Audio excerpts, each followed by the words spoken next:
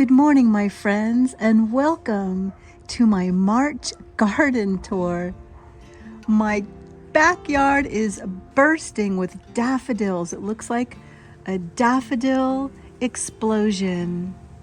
I just love the way the yellow daffodils contrast those beautiful orange tulips.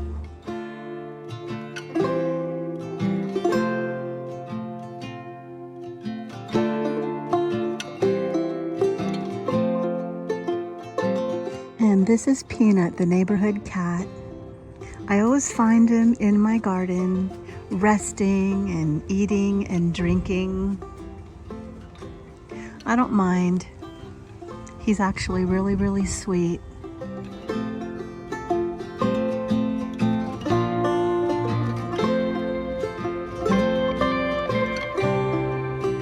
I just got done planting some anemones in my little Habitat for Humanity containers.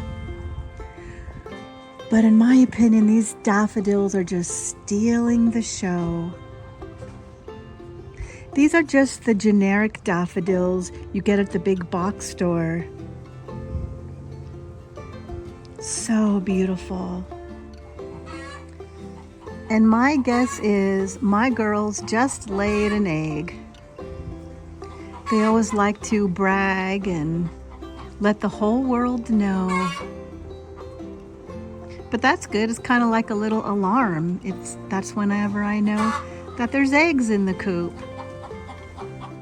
Because my garden is small, I have to make little areas on smaller scales. So I call this my cottage garden, with some little primroses and violas in those stacked terracotta pots.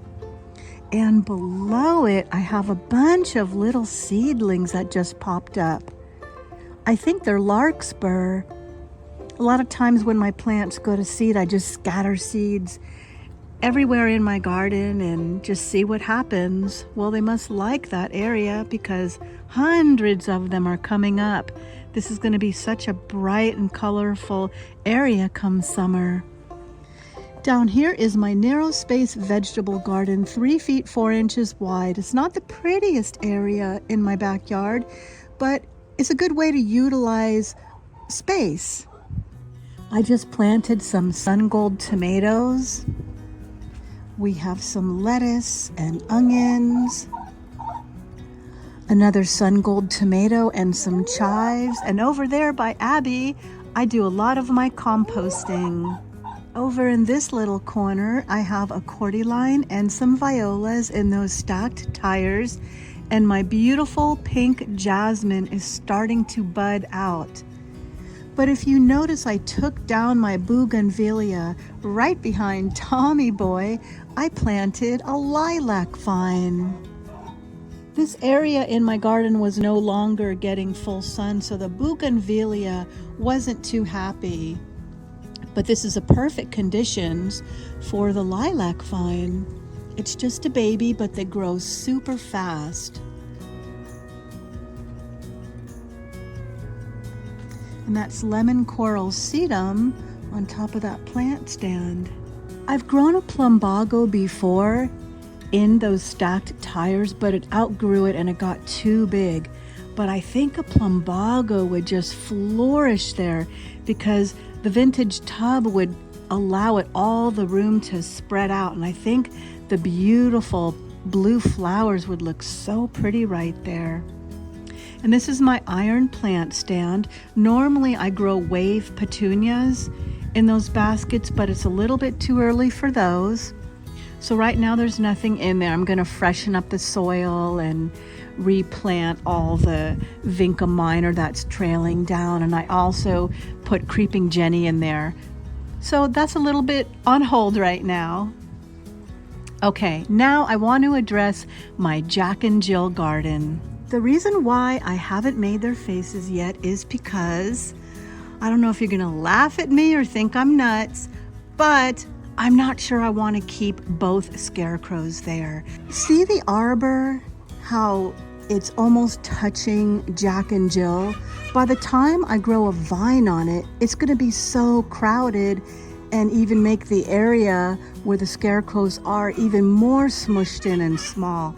I kind of think that under that arbor, there's just room for one scarecrow.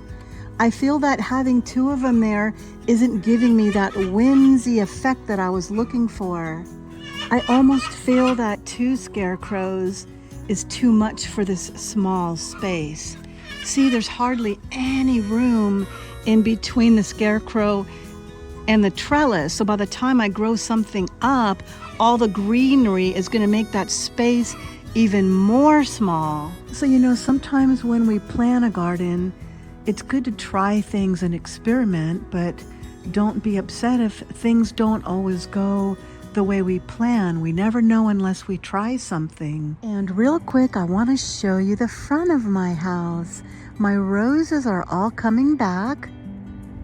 My star jasmine is starting to make its way all the way up the arbors. You know, a vine, the first year it sleeps, the second year it creeps, but the third year it leaps. And it's definitely leaping. So let me show you my beautiful daffodils. They all came up. Aren't they just so pretty? Yeah, I gotta do a little weeding, but don't we all? After all the rain, the weeds love to pop up. But I just want to show you how pretty they are. And over on that side, this is my driveway garden. I have a couple veggie boxes, just making use of that area where, you know, most people would park their cars or where you store your garbage cans. I'm actually gonna kind of develop that area a little bit more, but that'll be in another video. And that's the view from my front door. And my little iron bench garden with more of that chartreuse lemon coral sedum. This all came from that same one plant. I kid you not. That stuff is so amazing. And every spring I end up separating these succulents and repositioning them back in the pot. And they grow so big, so I always have to separate them. I do this every year. Succulents are so amazing and easy to separate. I think the sedum is considered like a succulent as well. That's why it just propagates so easy. And all my little heuchera and my little lime heuchera is starting to bloom. But you don't normally grow heuchera for the flowers. It's mostly for the foliage. I might even cut those flowers off to help promote more growth in the foliage. I'm not sure. They're pretty, so I might enjoy them. And I just planted some cute little ranunculus underneath my Chinese pistache tree. I was lucky to find these little plants, 3 for $10 at Home Depot. And there's my sweet little Tommy boy. Did you know that in the beginning of time, the Bible says that everybody and all animals were vegetarians? So if you ever see your animals eating grass, don't be alarmed.